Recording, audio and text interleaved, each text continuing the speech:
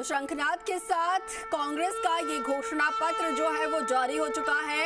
आप तस्वीरों में ये सीधे दिख रहे हैं, जयपुर से लाइव तस्वीरें जी राजस्थान की टीवी स्क्रीन पर। कांग्रेस के राष्ट्रीय अध्यक्ष मल्लिकार्जुन खड़गे, मुख्यमंत्री अशोक गहलोत, पीसीसी चीफ गोविंद सिंह डोटासरा और घोषणा पत्र के समिति के अध्यक्ष सीपी जोशी। दूसरी तरफ आप देख सकते हैं सचिन पायलट, तमाम जो कांग्रेस के दिग्गज हैं प्रदेश के वो इस वक्त मौजूद हैं और घोषणा पत्र कांग्रेस का जारी हो चुका है। आदरणीय कांग्रेस अध्यक्ष श्री मल्लिकार्जुन खड़गे साहब का मैं आमंत्रित करता हूं, आप आशीर्वचन प्रस्तुत करें। आदरणीय खड़गे सर।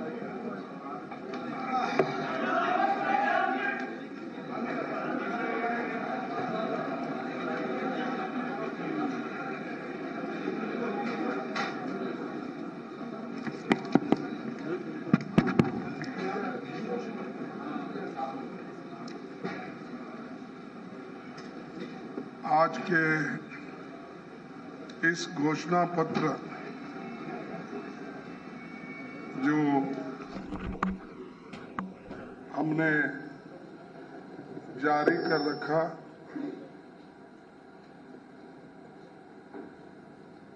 यहाँ के उपस्थित इस मंच पे बैठे हुए राजस्थान के मुख्यमंत्री श्री अशोक गहलोत जी, गोविंद सिंह डोटासरा,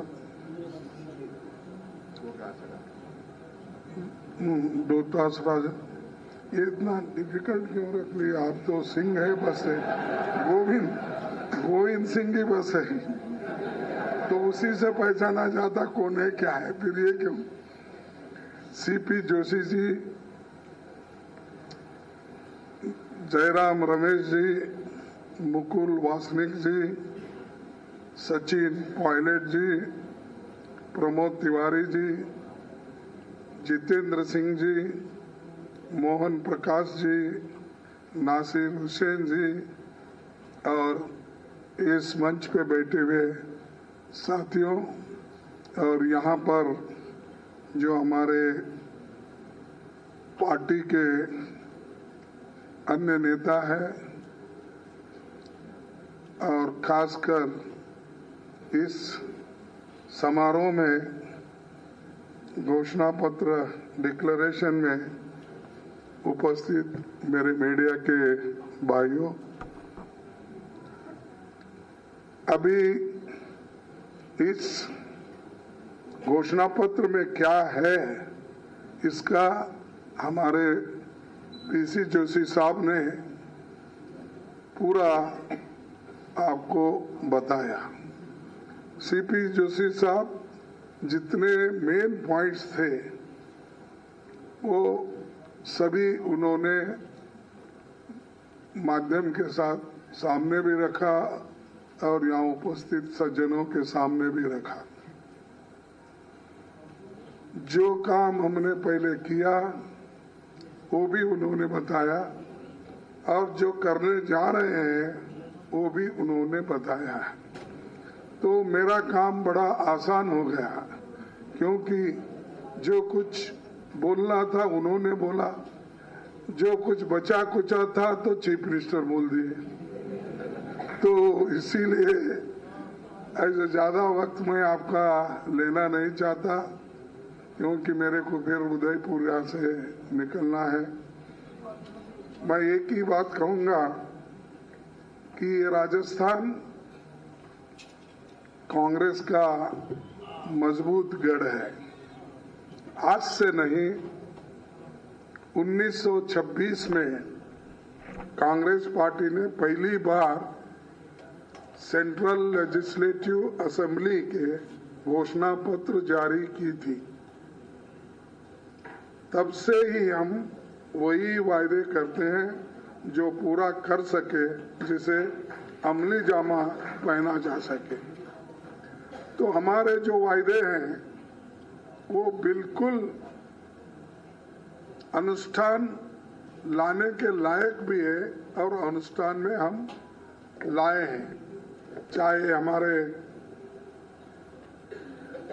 चाहे वो हमारे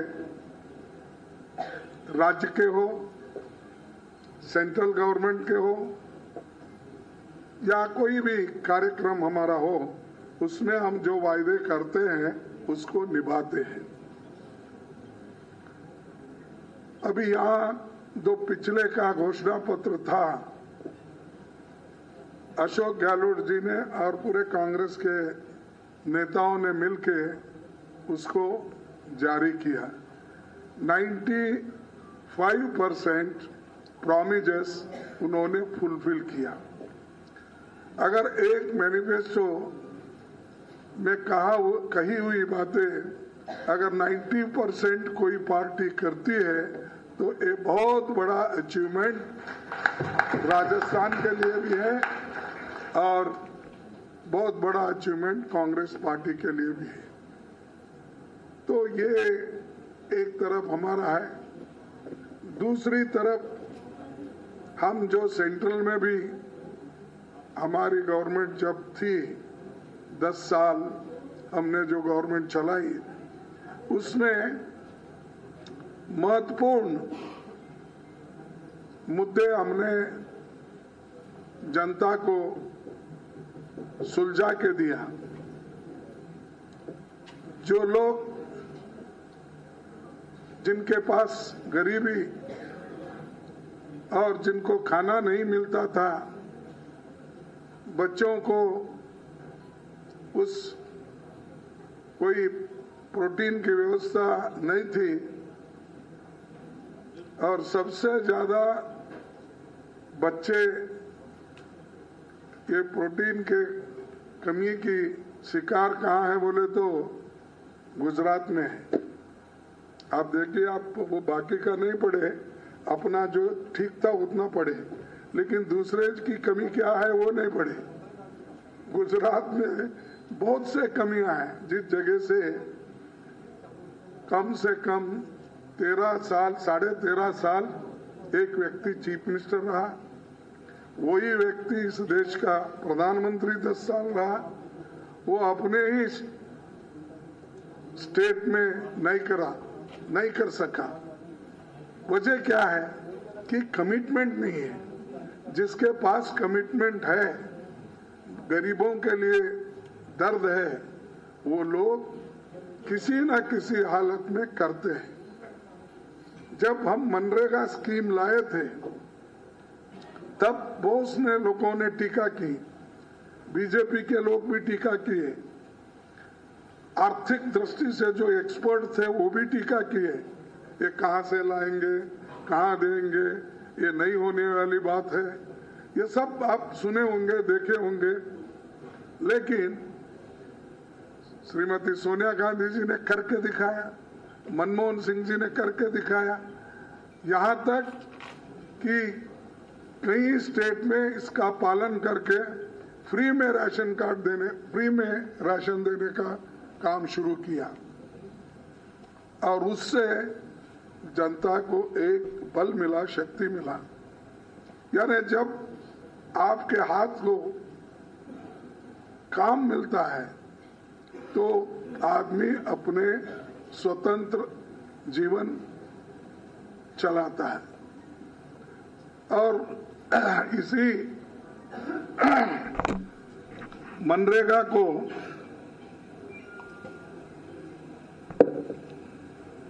मोदी साहब कहे थे, जब मैंने पूछा कि मोदी साहब और जेटली साहब मनरेगा के लिए आप बहुत पैसा कम रखे हैं, क्या इसको अबोलिश करने वाले हैं क्या? तब उन्होंने क्या कहा मुझे, खड़गे साहब, इस मनरेगा को हम अबोलिश नहीं करेंगे, ये तो आपका जीता जागता स्मारक है कांग्रेस पार्टी का।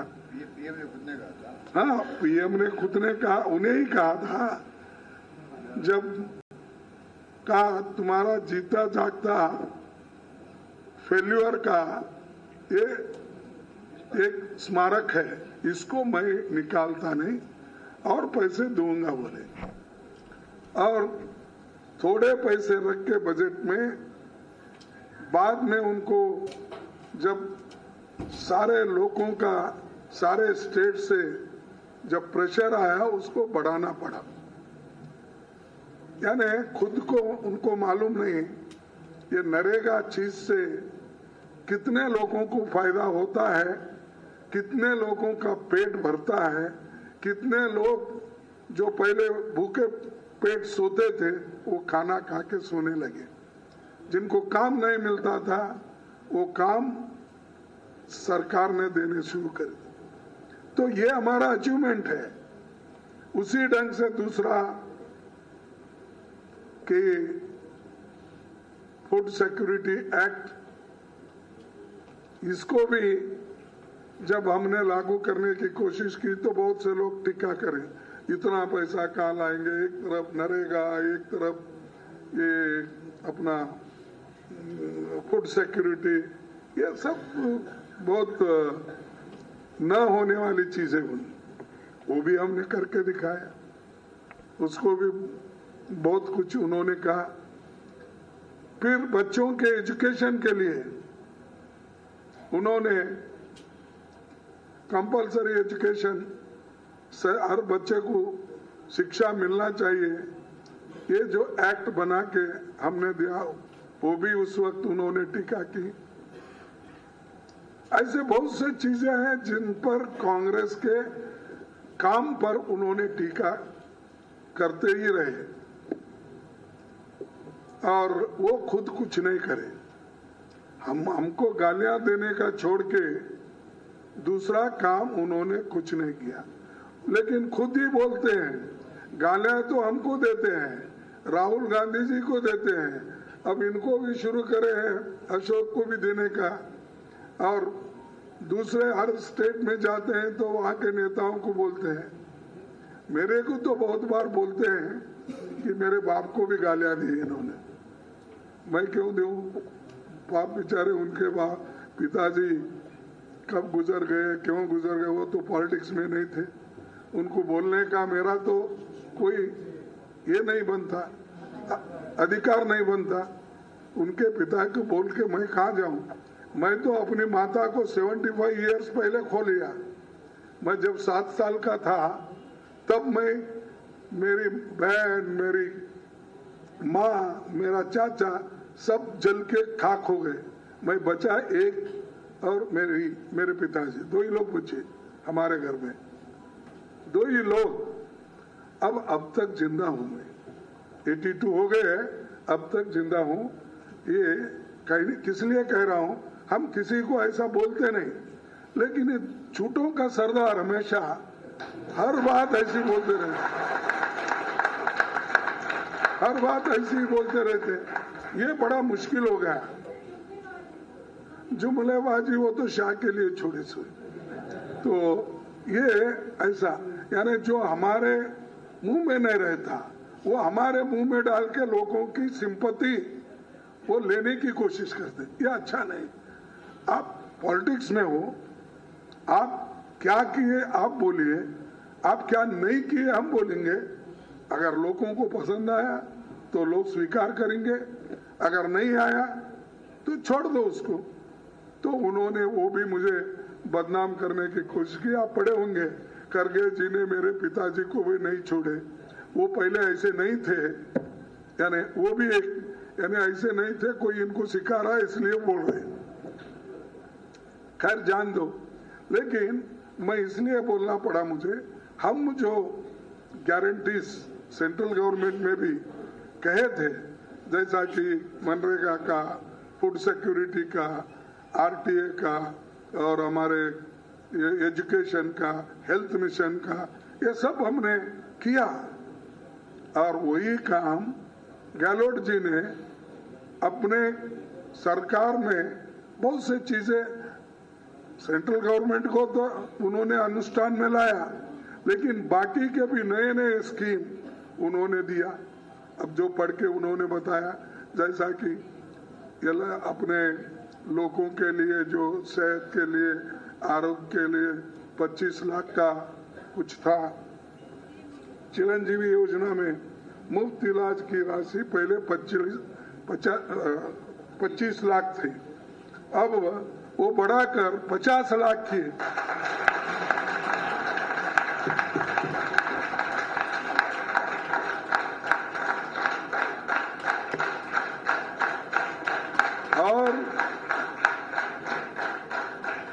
और दूसरी बात, ये तो सेंट्रल का भी होगा, इनके 10 कार्यक्रम पहले के, अब के जो है 7 प्रोग्राम हम दे रहे हैं। वो क्या है? गृह लक्ष्मी गारंटी, गोधन 2 रुपए में किलो तो गोबरी खरीदेंगे, फ्री लैपटॉप, आपदा राहत, अंग्रेजी माध्यम से बच्चों को स्कूल में भेजेंगे, ओपीएस गारंटी जो सरकारी नौकरी में काम करते हैं उनके, अरे ये गारंटी, और एक सस्ता गैस सिलेंडर 500 रुपए। तो ये सब हम करने जा रहे हैं, बोल रहे नहीं, हम करने जा रहे हैं। लेकिन मोदी जी क्या किए? सबको बोले, मेरी माँ, मेरी बहनें चूल्हे के सामने जब बैठती है, फूकनी से जब फूकती है, धुआं जब आंखों में आता है, जब वो ये अपना उनके आंखों से पानी निकलता है, वो देखकर मुझे बहुत हैरान हुआ। तो इसलिए मैं फ्री गैस सिलेंडर दूंगा। बोले नहीं, फ्री गैस। अरे भाई ठीक है, एक फ्री शुरू में तो दिए, उसके बाद में क्या किए? वो गैस सिलेंडर को बढ़ाते बढ़ाते 1150 रुपए किए, और अब इलेक्शन आए तो आपने क्या किया? 200 रुपए कम किया।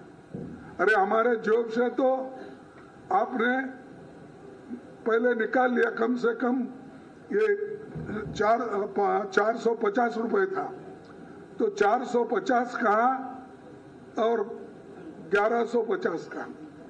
हमारे जॉब से इतना पैसा निकालिए आप, कम से कम 900 रुपए निकालिए। 900 रुपए निकाल लेके आप 800-900 रुपए निकाल लेके हमको उल्टा दे रहे 200 रुपए। तो ये, और हमको बोले, ये अशोक गहलोत जी, ये छत्तीसगढ़, इधर सब क्या है, वो कौन सा रेवड़ी, क्या रेवड़ी बांट रहे। अरे भाई हम रेवड़ी बांट रहे, फिर तुम 5 केजी बढ़ाकर वोट लेने के लिए जो करे वो क्या करे, क्यों करे? तो ये उनकी दिखाने की आदत एक है, बोलने की आदत एक है, और इनको जो जो स्कीम हम कर रहे हैं उनको कंपटीशन करने के लिए कुछ ना कुछ दूसरा करते हैं, वही रिपीट कर रहे हैं। हमारे जो स्कीम से 7 ये हो 10 पहले के हो, हमारे स्कीम के वो बार बार रिपीट करते हैं और देखते हैं इसमें वोट किससे मिलता है, तो उसको एक 50 रुपए बढ़ा देते हैं। जैसा बोली होती है कहीं भी मार्केट में, तो कोई अगर ऑक्शन में ठहरता है किसी चीज के लिए, कोई बोलता है कि एक भाई धान खरीदने का है, तो कोई बोलता है 500 रुपए, तो दूसरा बोलता है 501, 502, ऐसा आज मोदी गवर्नमेंट हम कर रहे हैं, ये देखकर उन्होंने भी 1 रुपए 2 रुपए कई चीजों में बढ़ा ले रहे। तो लोग ये सुनेंगे नहीं, तुम कितना भी कोशिश करो, इस बार फिर से राजस्थान में कांग्रेस आएगी।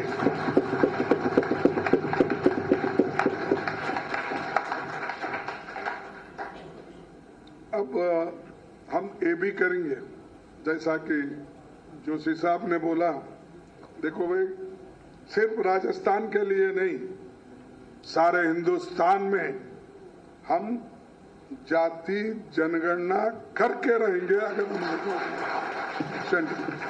दूसरों को दुख देने का, दूसरों को हरासमेंट करने का हमारा उद्देश्य नहीं है।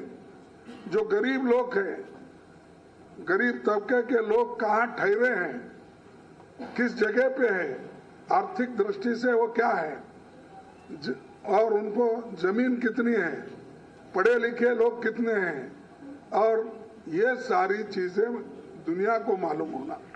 गरीब इतने हैं, उनके लिए क्या स्कीम, ये लागू करने के लिए हमने जातीय जनगणना शुरू किए, किसी को किससे हक छीन ले के लिए नहीं।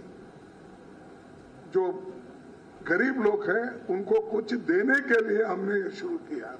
तो ये परिस्थिति आज है, और इसको भी वो लोग कुछ टीका करते हैं, फिर बाद में उनमें से कई लोग नहीं नहीं ये ठीक है बोले, तो फिर मोदी जी बोलते हैं यस मैं भी बैकवर्ड क्लास का हूं, बोले कई बार, आप सुने नहीं क्या, सुन गए, तो मैं बैकवर्ड का हूं। वो भी घासी अपना तेली है, घासी तेली जो होते हैं वो बैकवर्ड में नहीं थे पहले।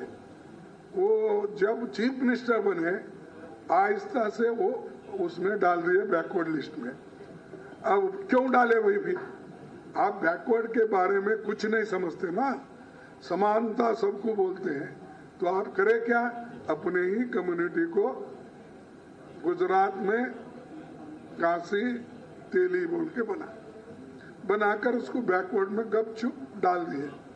ऐसा ही दूसरों का डाले नहीं, ठीक है आपको भी फायदा मिलेगा जाति जनगणना करने से।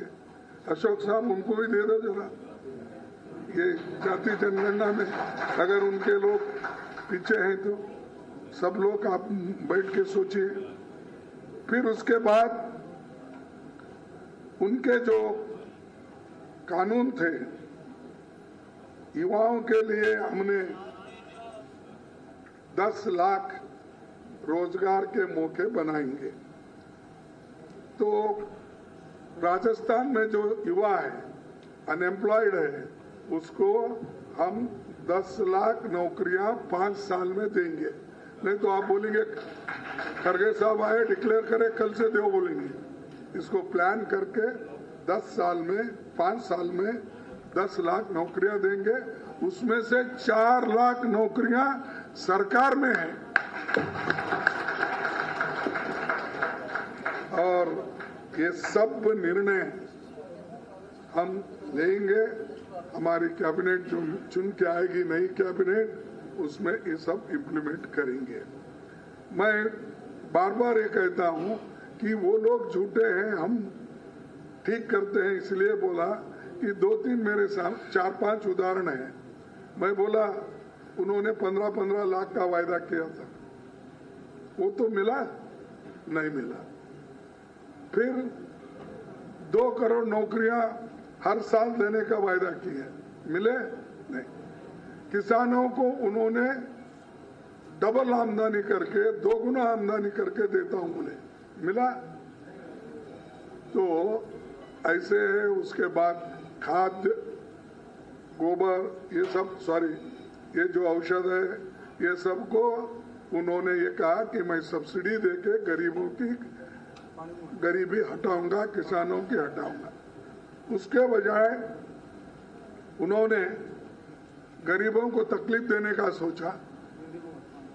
बॉर्डर पे हमारे लोग, किसान लोग जो उपवास सत्याग्रह कर रहे थे उनको वहां पर उठाने की कोशिश किया, वो लोग उठे नहीं।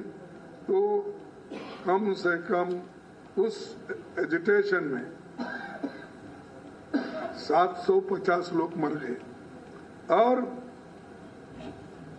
4 लोग इंक्लूडिंग जर्नलिस्ट को एक व्यक्ति ने जो सेंट्रल में मिनिस्टर था, क्या अभी है मालूम नहीं,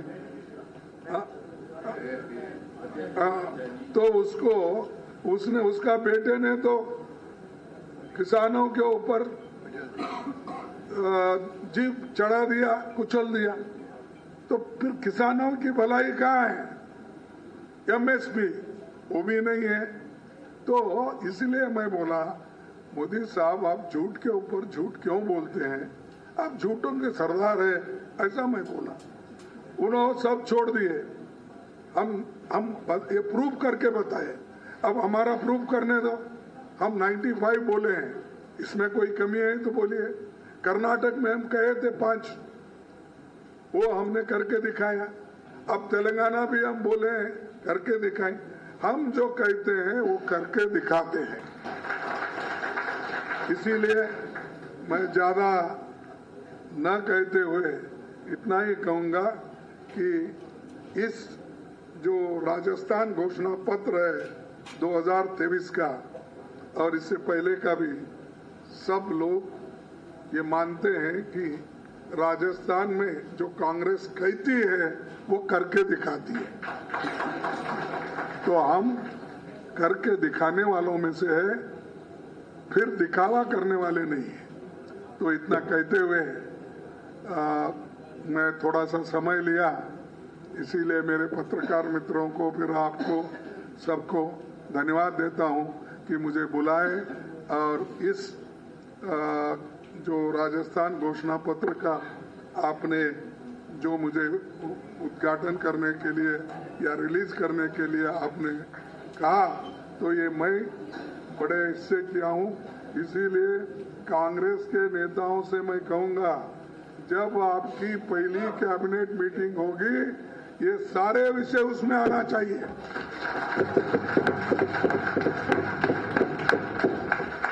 नहीं तो ऐसा नहीं होना, आप कहे आप उधर चले, मैं उद्घाटन करके इधर चला, ऐसा नहीं होना। आप पहले ही कैबिनेट में कर दीजिए। इसीलिए मैं आपको धन्यवाद देता हूं, आपने बुला के मुझे ये घोषणा पत्र रिलीज करने के लिए कहा। इतने कह के मैं मेरी भाषा को समाप्त करता हूं। बहुत बहुत आभार आदरणीय कांग्रेस अध्यक्ष महोदय, आपके आशीर्वाद वचन से हमें मार्गदर्शन प्राप्त हुआ।